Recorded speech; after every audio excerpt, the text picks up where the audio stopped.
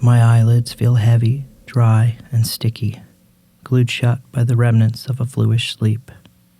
Slowly, they crack open, and the world around me begins to come into focus, gradually, like reality itself is being stitched together, molecule by molecule. Then, a strange sensation jolts me, as if my soul were tethered to my eyes.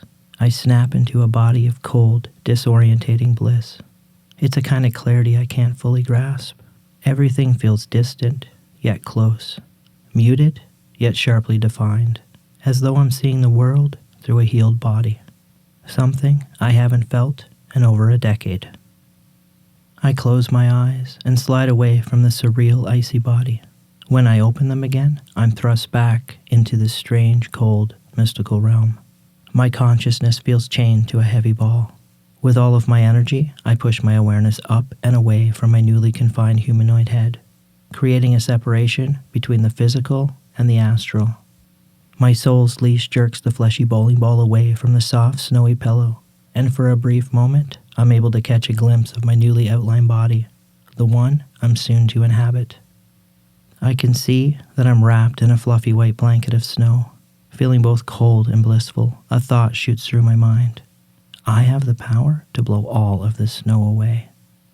I grin and proclaim, I'm a snowblower. I huff and puff like I'm the god of wind, but no matter how hard I blow, the snowy blanket refuses to budge. My telekinetic powers are no match for this physical plane. My heavy-headed ball falls back into the pillow and releases a wheezing giggle. This time, though, my eyes remain open, allowing me to scan my surroundings. 2 people are in the room with me.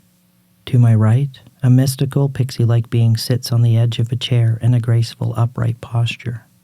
She's tall and slender, with pointed ears, a sharp nose, and her hair pulled up into a tight, angular bun. Her essence seems familiar, but her elongated features cause me to question if I truly know her. To my left, perched on the room's oversized windowsill, sits a Quasimodo-like figure. Sunlight wraps around his large frame, casting an eerie shadow that stretches across his face, leaving my newly awakened human instinct struggling to determine whether I'm in danger or safe. Who are these mystical beings, and why are they both staring at me? A wave of panic hits hard. I recognize the feeling immediately, and I don't question the severity of the danger I feel. Suspiciously, I think, who are they? What have they done to me? And why is there a slow, rhythmic ticking sound coming from my left ear? I turn my neck up and to the left as far as I can. My eyes follow until they hit the far corner of their sockets. The ticking sound is coming from a slow liquid drip, and the line delivering this nutrient runs down the bed frame and into my left hand. I've been drugged. My memory flashes into existence. My vein is hooked to an IV bag of ketamine. Then I remember, shit, I'm tripping balls. It's my last day at the Opioid Detox Center, and the final part of my procedure is a psychedelic reset. The ketamine study is underway, and I'm one of the subjects. 16. That's how old I was the last time I took a psychedelic. And I think I never came back from that trip. And that's why I'm lying here at 41 in a hospital bed, wearing a diaper, talking to a fairy. My anxious thoughts cause my body to twitch, distracting Quasimodo. He seems a little angry with me, and I'm guessing it's because I keep interrupting his comedy act. His only audience, seemingly tied to me, is the fairy. His jokes are like a perverted rhythmic dance, meant to entice and court. But the fairy's been trained in this form of courtship, and I can see the anger she's holding back. Instead of telling him to shut up, she just lightly nods, looks at him with a slight smile, and says, I don't get it. But Quasi doesn't seem to understand the subtle fuck off, and continues. I once had balls, but now they're gone. Only a dancing string remains, where they once dangled. I motion for the fairy to move in closer to me and whisper, Is he okay? But I'm not quiet enough, and the question interrupts his dance once more. The fairy reaches in with her cold hands embraces my right arm, and warmly whispers, "Don't worry, he's okay." Quasi awkwardly pushes himself down from the windowsill to the room's floor and makes his way to my bed. He gets in nice and close and says in a condescending tone, "You need to lay back and try to relax." His voice is enough to rattle me from my paranoid LSD thoughts, and I conform to the commanding shadow's instructions. My eyes close, and I begin to turn inward. The perverted courtship fades into the background, and an inner voice emerges. "Let go of that world, and come spend time with me." My soul. Why? Why have I chosen to do this? Why give me more awareness of the shackles I find myself in? I can't survive this place I just closed my eyes to. I don't want the addiction, but I'm terrified to live without it.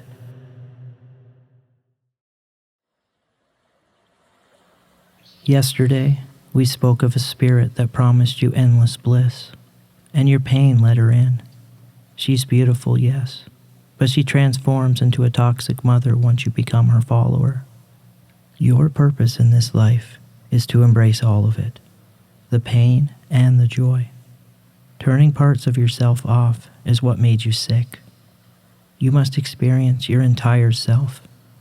You must now reach into the deepest corners of your being and pull that terrifying truth out. If you bring forth what is within you, what you bring forth will save you. If you do not bring forth what is within you, what you do not bring forth will destroy you. "Hey, Rob. Rob." I hear a voice say, beckoning my attention from the outer realm. My eyes open to see Quasimodo slowly turning back into my detox nurse as he removes the IV line from my hand. The ketamine study has concluded, and as the psychedelic effects begin to fade, the heaviness of my new life awakens, and I remember again.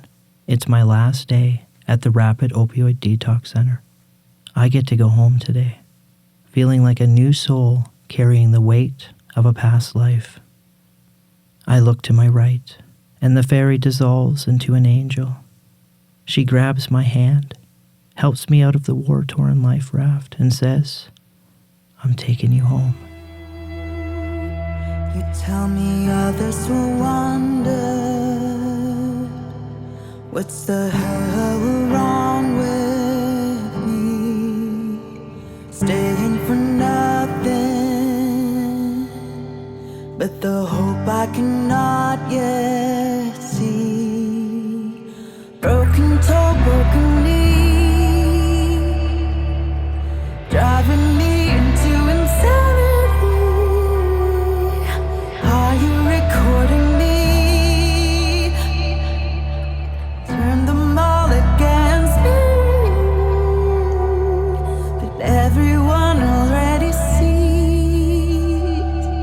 You're paranoid, purple